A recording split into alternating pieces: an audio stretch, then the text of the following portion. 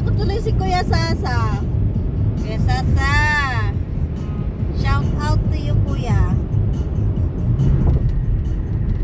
Yan lang yung gusto ko, guys, na tawag doon, share sa inyo, diba? Lahat ng travel lang. Lahat ng travel lang. Para akong nasa langit. Na just, you know,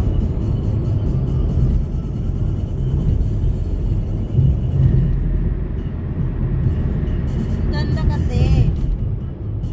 Alam nyo guys, habang nagdadrive ako, gusto ko lang naman ay ma-share sa inyo yung mga magagandang tanawin. You know, kasi masarap mag-drive dito sa Amerika, hindi katulad ng USA. I mean, USA, Philippines.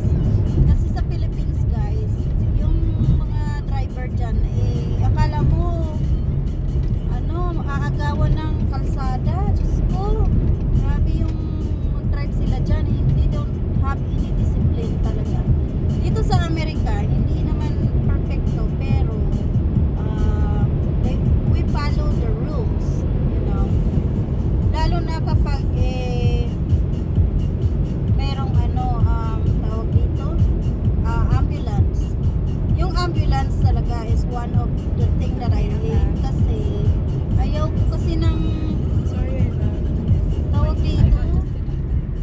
Ayaw ko kasi yung minamadali ako mag-drive. So, you know, just want to share this to you guys.